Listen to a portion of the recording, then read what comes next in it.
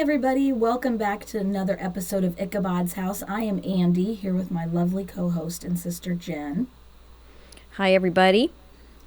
We are on Season 2, Episode 8, which is just amazing. I love that. It is. This is our second episode on fairies, which is fairies just are very interesting little creatures. We have some Google and Beyonds to address, and then a correction on an episode that was brought to our attention that we need to correct. So First of all, the first Google and Beyond, Peter Pan, we wanted to know when that was first published, and that was published in 1904, and people would have known about Tinkerbell. And it was actually called Peter and Wendy when it was first published. Right. And I think the question arose last week, would the fairies in the Cottingley Incident have looked like the fairies, how we see fairies? The winged fairies that were kind or whatever were not necessarily how people viewed them. If we go back to Bridget Cleary. Right. So Tinkerbell was around, so people would have been familiar with that. We also mentioned Hallowell Sutcliffe. He was a novelist mentioned last week, and his name had come up in a newspaper article. Sutcliffe apparently knew a guy who played with fairies in the woods all the time. Ladies, if a man says that to you, run away. Run away. And if he's got any fairies in his van to show you, run away. Yes, absolutely. However, Sutcliffe was a real guy, and he wrote lots of books.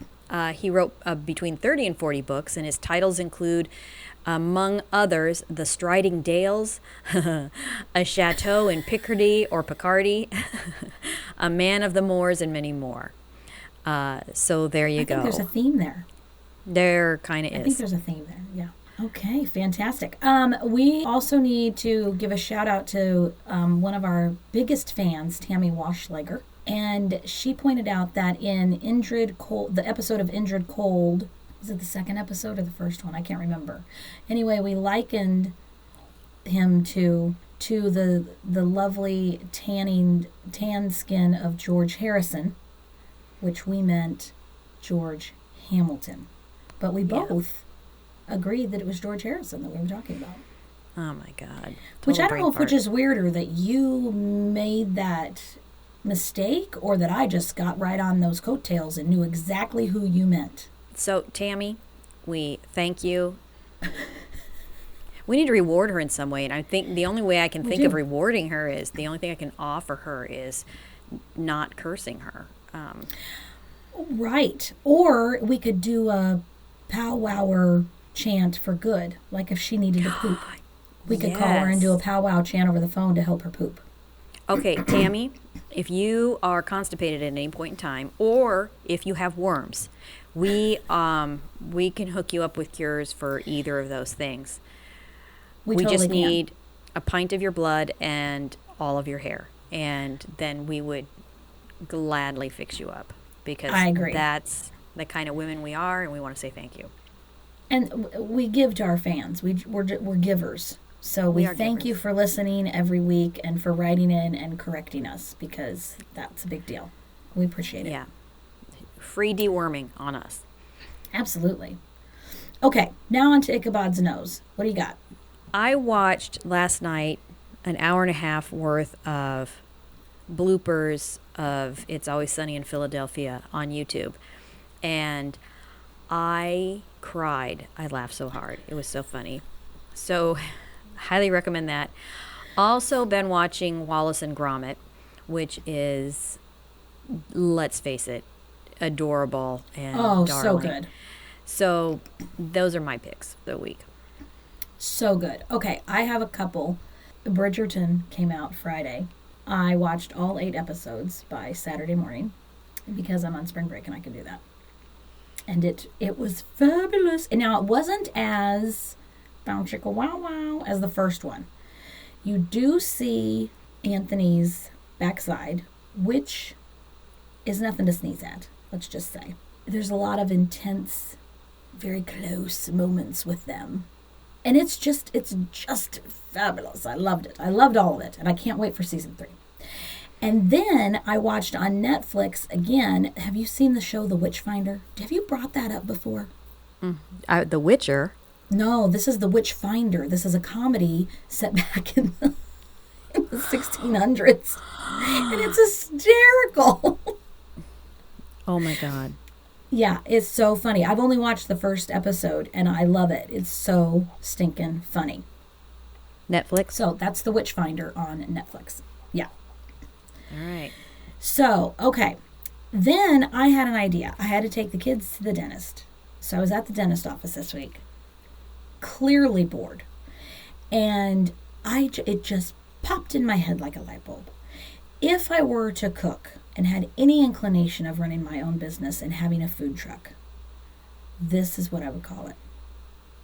Fuck you want.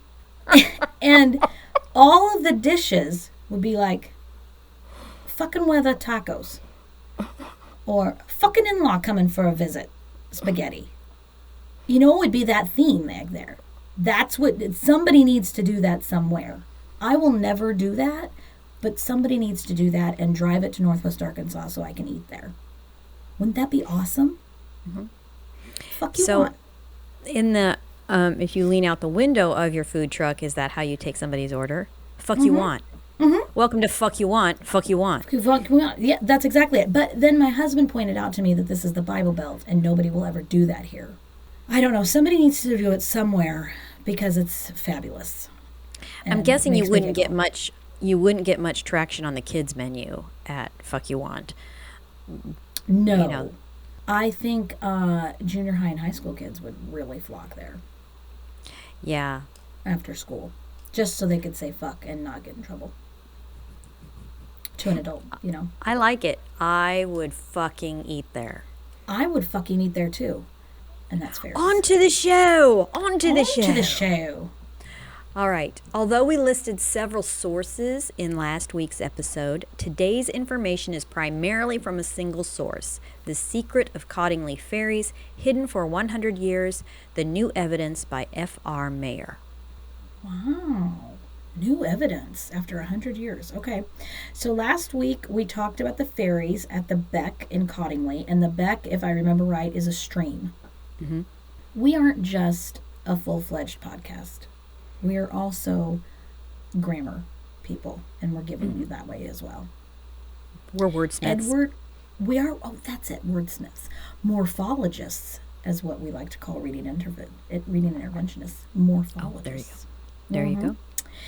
Edward Gardner first saw the pictures in 1920 at one of his theosophy meetings and was so taken with them that he decided he needed to track down the people responsible. 2 cousins, Elsie Wright and Frances Griffiths. Remember, the first photos were taken back in 1917, a full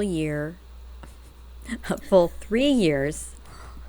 Math, ladies and gentlemen, math. All right, we're going to switch hands here. Maybe that'll make me smarter. Remember, the first photos were taken back in 1917, a full 3 years prior to this. They were looked at by the family, ogled over, and then set aside and all but forgotten until Polly Wright, Elsie's mother, took them to one of her theosophist meetings. After that, word spread. Perhaps it was all this attention which prompted Arthur Wright to scribe this affidavit on July 28th, 1920. When I came in the evening, about 6 o'clock, Elsie said that they had taken a photograph, and would I develop? I did so, and Elsie squeezed into my little dark room under the stairs with me. When I saw the figures coming up, I exclaimed, "What have you been doing with this?" But Elsie only called out excitedly to Frances, who was waiting outside the door. "The fairies are on the plate! The fairies are on the plate!" And we'll go into this statement a little more later in the episode as well. So Gardner, who had seen the photos, asked 2 photo experts to take a look at the pictures. Harold Snelling was an expert Gardner respected a great deal and one with whom he was familiar. Snelling examined the photos at length and said, This plate is single exposure. These dancing figures are not made of paper nor of any fabric. They are not painted on a photographed background. But what gets me the most is that these figures have moved during exposure. During exposure, one does tend to move. One does tend to move. It's almost like, you know how with the iPhone you can, well, you don't know, you're not an iPhone user, but you can take a picture and like the first 2 seconds it'll move Yes. when you look at it, right? So that's kind of like it was. This was like the first iPhone. The second expert, Fred Barlow, had a different opinion. I am inclined to think, in the absence of more detailed particulars, that a photograph showing the 4 dancing fairies is not what it is claimed to be. Gardner, that was lovely. I really felt like I was in the south of England right there. I'm so glad. Gardner rejected Barlow's opinion and felt that Snelling had the right of it. These fairies were fucking awesome. But maybe, just maybe, they could be awesomer. Dare say, du sister. They looked real, Gardner felt, because they were real, of course. But they could look more real. Gardner said this with a shrug. What? I told them to make new negatives from the positives of the original and do the very best with them, short of altering them mechanically. The result was that they turned out 2 first-class negatives, which, of course, are the same in every respect as the originals, except that they are sharp cut and clear and far finer for printing purposes. Once these new snappy negatives were made, which were not in any way fabrications of the originals, they were just enhanced and more real, if you will. Andy, more real. More real. Once these more realier negatives were made, Gardner got permission to take these realer pictures with him on his very own lecture tour. He even had Snelling make a bunch of prints. Ladies and gentlemen, after tonight's lecture, we'll have prints of these 100% legitimate photos for sale in the lobby, along with t-shirts, tote bags, and water bottles. You can also buy my CD of reggae hits for $14.99, ladies and gentlemen. The fairy pictures sold for 1 shilling and 6 pence for a small print, with a large print costing 2 shillings and 6 pence. This came to about $4 for a small and $6 for a large in today's U.S. currency. Now, it wasn't long before supernatural circles everywhere were talking about the fairies, and at the time, any wind blowing in a supernatural direction eventually made its way back to Sir Arthur Conan Doyle, like a fart in the wind, if you will. I didn't know there was a supernatural direction. I just thought it was northeast, west, south, and then all of the ones that are in between that. Who knew? Who knew? There was a supernatural direction for wind. Maybe that's what fucks up my hair all the time in the wind. Okay, Doyle had recently stopped writing about Sherlock Holmes and dedicated his life to spiritualism, which we're all a little pissed about. Mm-hmm. At the time the fairy pictures came about, Doyle was on the lecture circuit spreading the word that there were worlds beyond ours, and the fairy photos served to support his claim. Today we're going to talk a little more about the public appearance of the fairies. That is, their foray into newspapers and lecture halls, as well as the articles scheduled to be published at Christmas that year in the Strand magazine. It was to be about fairies, of all things, and Sir Arthur Conan Doyle had been asked to write it. Now, this is on the heels of the Fox sisters, a few decades later, correct? Yeah, so this is 1920, and Kate Fox claimed all of their mediumship was a hoax in the 1890s. And so it was beyond fortuitous that summer he heard about these pictures. Now, last week we gave you what was largely Doyle's account of the photos, how he came to discover them, and his determination to have the girls produce more. Because Doyle wanted more. He was like Augustus Gloop in Willy Wonka's Chocolate Factory. He wanted to drink straight from the magical river. And today's source reveals that he actually did offer money, £5 to be exact, to get the pictures reproduced and copyrighted. Gardner promised to do what he could, but initially the rights weren't too keen to permit publication of the pictures. So what do you think you do if you're famous and someone won't give you what you want? Well, sabotage would be one option, but Doyle chose flattery and bribery. Or compensation. You can decide whether it's bribery or compensation that transpired. Doyle sent a book to Elsie along with a note to her parents, again offering £5 for temporary leave to put the pictures in his upcoming article. If the family didn't want the money, Doyle would see that they got a year's subscription to the magazine. He also offered an additional £5 for permission to use the pictures in the American edition of the magazine. But all was not rosy in the land of fairies. Doyle had previously commented to Sir Oliver Lodge, a colleague and psychical researcher, that we must both be on our guard with regard to the photos. And so while Gardner was thinking about maybe paying Elsie and Francis a visit, Lodge was sending the pictures to renowned psychic and fairy authority Kenneth Styles for further evaluation. I wonder if that was on his business card. Renowned psychic, fairy authority. Kenneth Styles.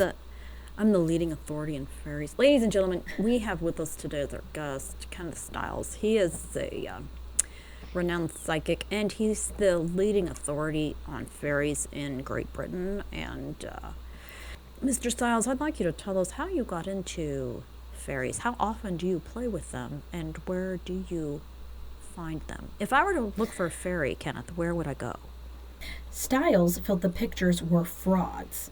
He had even come close to suggesting that the photos had been tampered with to make them look more real. More real, imagine that. On July 18th, 1920, Styles wrote to Doyle, "The more I think of it, the less I like it. My own controls say it was taken by a fair man with his hair brushed back. He had a studio with a lot of cameras. Some of them are turned by a handle. He did it to please a little girl in the picture, who writes fairy stories, which he illustrates in fashion." Well, the controls Styles refers to are his spirit guides, and the spirit guides were clearly of the opinion that the photos were bogus. Edward Gardner was having none of this nonsense. He continued to believe and insist the pictures were the real deal, if somewhat the realer deal, because maybe somebody made it more real. But Doyle had some reservations after the psychic presented the findings from his spirit guide. So it was decided that the negatives would undergo still another review, this time by someone with Kodak. And if the pictures passed muster, Doyle would use them in his article. And we should point out here that Doyle never saw the original prints. He only saw the ones Gardner asked Snelling to tweak or to make more real. Mm-hmm. And those improved/realer prints were also the ones Gardner showed to Mr. West, Kodak's manager. When it was all said and done, Doyle said this: Kodak were not willing to give any certificate concerning them because photography lends itself to a multitude of processes, and some clever operator might have made them artificially. That's probably not really how Doyle sounded, but when I'm talking nerd stuff, I can't help it. That's how I sound. Gardner still insisted the pictures were real. Doyle still had doubts. But maybe, perhaps, if the girls could manage to produce some more pictures, everyone would be convinced. So Gardner visited Cottingley on July 26th and went to the beck where the original pictures were taken. After this visit, Mr. Wright granted permission for the pictures to be used in the article for the Strand. Mr. Wright felt strongly about the fairy photos, what with it being his camera that took the pictures and his daughter who captured the image, so he would not accept payment for them. And so we are going to, we gave part of this statement earlier. We're going to read his full statement on what happened with the picture taking now. Okay, I don't remember what accent I used for him, so whatever comes out, comes out. It could be Irish, Southern, British. We just don't really know at this time. Just try and channel Mr. Wright and maybe how he was feeling at the time with these people wanting these pictures of the fairies in a magazine. Center yourself, ground yourself, pretend you don't have breasts, and go. All that makes me think of is that I got new bras this weekend at Victoria's Secret and my breasts look fabulous in them. So I can't pretend I don't have them. Nope. Lay those burdens down, Andy. You are breastless right now. You are braless and breastless. You are an English mechanic from Cottingley who believes very strongly about the fairy photos. You have a dark room under your stairs. He wrote this statement. In July 1917, my daughter Elsie and her cousin Frances, who was staying with us at the time, begged me one day to let them have my Midge camera. It was about 1 o'clock that I put just one plate in the box and gave it to Elsie. When I came in the evening about 6 o'clock, Elsie said they had taken a photograph and would I develop. I did so, and Elsie squeezed into my little dark room under the stairs with me. When I saw the figures coming up, I exclaimed, "What have you been doing with this?" But Elsie only called out excitedly to Frances, who was waiting outside the door. "The fairies are on the plate! The fairies are on the plate!" The plate I took out was certainly the one I put in that day. My wife says the children were gone not an hour before they brought the camera in, saying they'd taken a photograph. So this written statement and account seemed to satisfy Doyle to some extent. Still, he and Gardner wanted more pictures. And what better way to get them than to give Elsie a camera of her very own? So, Gardner sent her a camera, but he marked the plates secretly to avoid any shenanigans. Polly sent a letter thanking Gardner for the camera and saying she hoped they'd soon send some photos of the kind you want. Could they doctor the plates?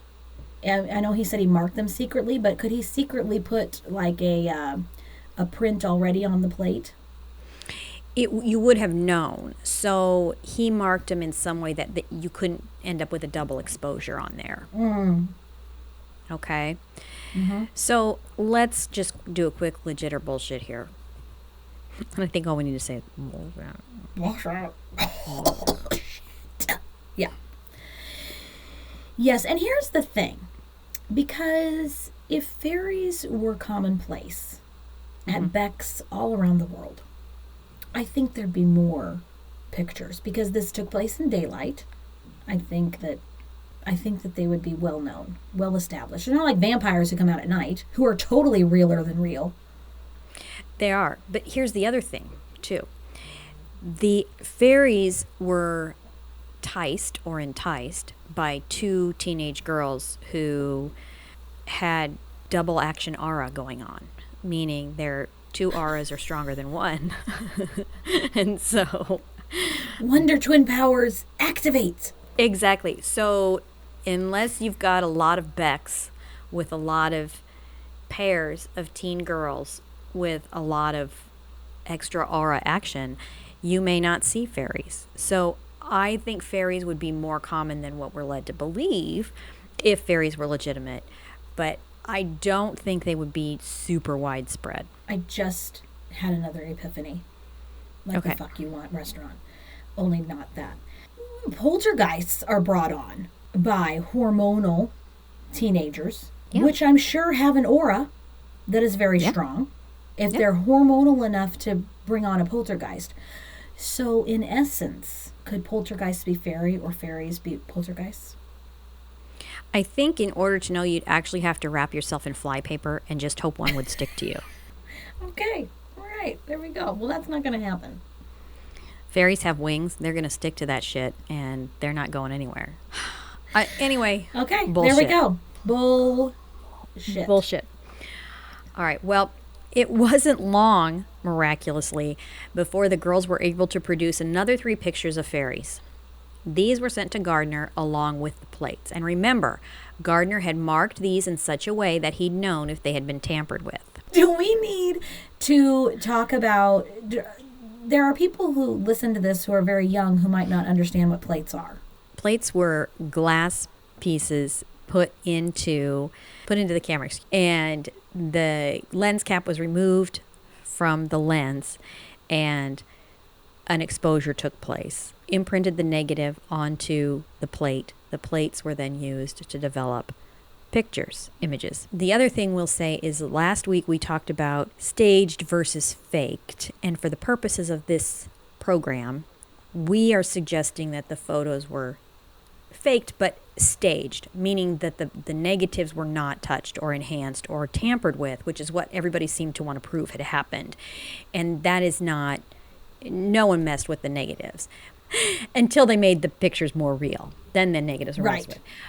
But the girls who, ironically, Gardner, who was the one who tampered with the negatives, the girls never messed with the negatives. The girls staged the photos. Difference between faking and staging for the purposes of this show.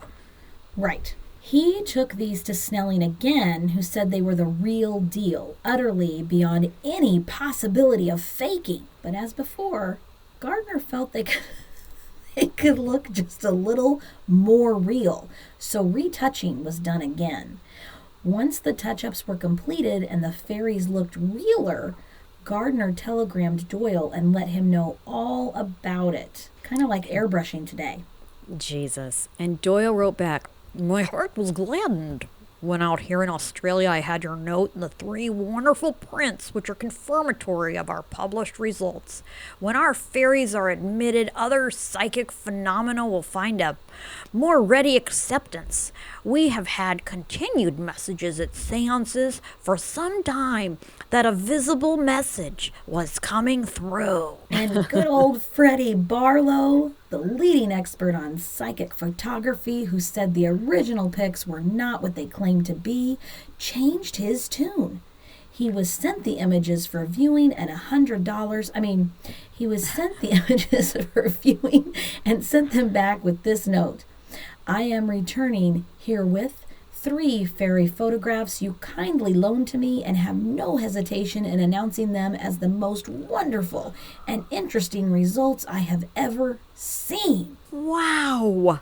Just wow. Realer than real. Doyle's article went forward in the Christmas edition of the Strand magazine and featured the 2 fairy pictures taken in 1917.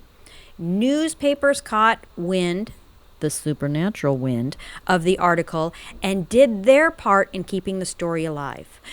In August of 1921, Gardner paid yet another visit to Cottingley because more photos were clearly in order. This was incredible, people. This was incredible. And this time, at Doyle's suggestion, Gardner took along the psychic Geoffrey Hodson. During that visit, Hodson visited the Beck with the girls every day. Gardner was not allowed to go with them because he had 0 psychic ability, and his presence would only discourage the fairies. So, Gardner did what any self-respecting theosophist who bought a little girl a camera and told her to take pictures of fairies would do. He followed them, and he even took notes. This just keeps getting creepier and creepier. And where are these girls? Oh, I guess they are in their teens. They're Right, in their they're teenage. teens. Yeah. So they're traipsing around the woods and the side of this stream, the countryside, with this psychic. And there's this weirdo behind them, following along, staying hidden, with his little notebook, taking notes on what they do to see if they see any fairies. Tuesday, August 2nd. Arrived 1 p.m. Shower. Rained heavily in the afternoon. Frances at Cottingley. Elsie at Cottingley. Elsie home in evening. Wednesday, August 3rd. Cottingley, 11 o'clock. For most part fine. Glen after 2 o'clock. Scout camp.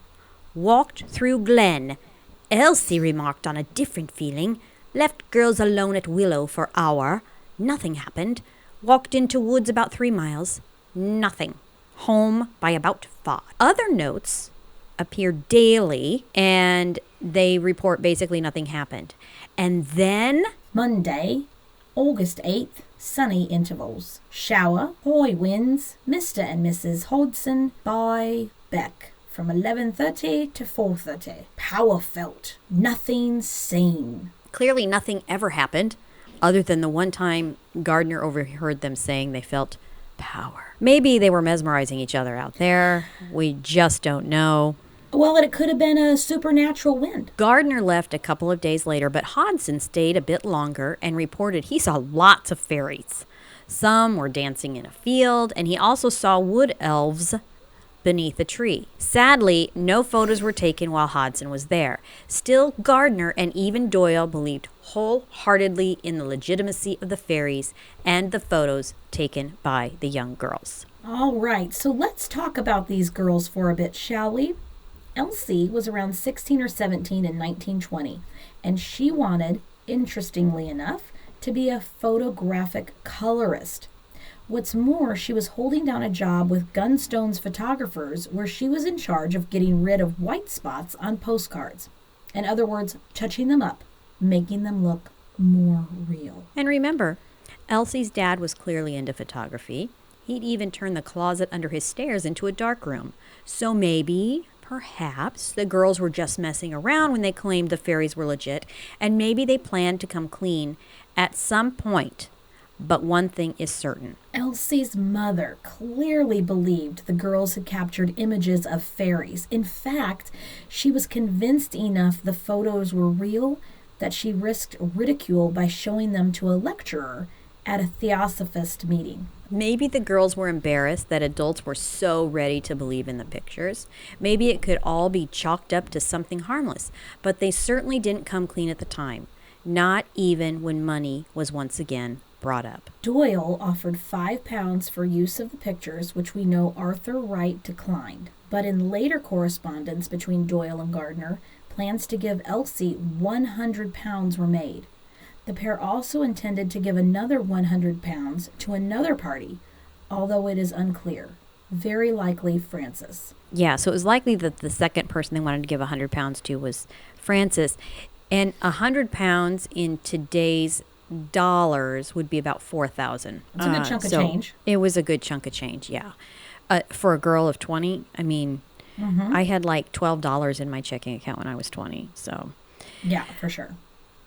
Also, spoiler alert, no one ever really made any significant money on the photographs. Sir Arthur Conan Doyle believed in their legitimacy until he died in 1930 at the age of 71. He obviously felt the fairies were worth looking at and thinking about, and he clearly believed they were real, and even wrote a book, which is one of our sources for last week's episode. Yeah, wow. He was in it. In it to win it, he was. Elsie and Francis lost touch after time. Elsie married a Scottish engineer and settled in India. Once India declared their independence, she and her husband moved back to England and settled in Nottingham. Francis married a warrant officer and settled in Ramsgate, England on the southern coast. The girls sort of fell out of touch. Gardner published a book called Pictures of Fairies in 1966. At that time, the pictures were still believed to be authentic. Yes, seriously, in 1966, the pictures were still believed to be authentic. Even though lots of people scoffed at Sir Arthur Conan Doyle for his belief in the fairy pictures and accused him of having fallen off his rocker, no one had actually for certain proved the pictures were fake.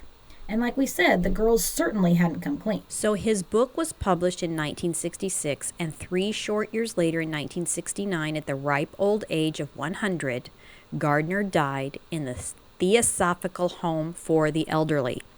His death made the news and once again stirred up interest in the fairy story. Elsie and Francis were each interviewed for the television program Nationwide in Britain. Francis didn't have anything to say really, and Elsie said only, "Let's say they are figments of our imagination." Frances in mind and leave it at that. And still, this wasn't even enough to convince people that the pictures had been staged or were fake. The mystery apparently continued, and in 1976, Yorkshire Television got the girls together once again at the Beck, where it all began. The girls didn't have much to say to one another, and some commented that they seemed to mistrust each other. Interestingly, a man named Gettings wrote a book called Ghosts in Photographs, The Extraordinary Story of Spirit Photography, which was published in 1978. Yeah, so when he was researching this book in 1977, he happened to come across another book with a line of dancing fairies in it. And these fairies looked exactly like the pictures of the fairies the girls captured in 1917 and 1920. The title of the book he discovered was called The Princess Mary Gift Book, which was published to raise money for the war effort during World War I. After this, Elsie's son Glenn confronted her with these findings, and she confessed all. It turned out that Frances had brought a copy of the Princess Mary Gift Book with her from South Africa when she visited Elsie in Cottingley. But it was Elsie who drew up the figures for photography. She was, after all, a talented artist. She said this: They were luminous, the Kodak man said. They were moving because I was quite good at drawing and painting at school, and I'd been to the art school. The teacher said I must have drawn and painted them myself, and cut them out and put them in the grass. But they enlarged them, to the size of half a house nearly, looking for brush marks and paint marks to see if they could see any trace of artwork on them. And they couldn't find that. They couldn't, because I was that fucking good. As a young girl, I was a badass artist bitch. I was. And my breasts were a lot perkier at that time as well. I'm just saying. Oh my goodness. Half a house they blew it up to. Oh, they did, yeah. Wow. Okay. This confession made its way to Frances, who decided to make her own confession. It was just a wet Saturday afternoon, and we were just mooching about with our cameras. And Elsie had nothing prepared. I saw these fairies building up in the grasses and just aimed the camera and took a photograph. At the time all of this came to light, Doyle was dead, and so was Gardner. Only Hodson, the psychic who walked around the Beck with them claiming he too saw fairies, was still alive. The girls admitted they lied about seeing fairies and had been really amused when he claimed to see them too, almost like making fun of him. It's like the king with Emperor's New Clothes. Mm-hmm. Right? Yeah. He went on to write books about clairvoyance after the Cottingley Fairy Incident, but he died 1 month after the girls confessed. So we can go ahead and legit or bullshit if you want to one last time and give our Yeti scores. Obviously, we think the girls were fraudulent. I think we're both calling bullshit. And they eventually confessed 60 years after the incident. But I guess the question we would put to our listeners and to each other is, are fairies a possibility? Is another realm possible?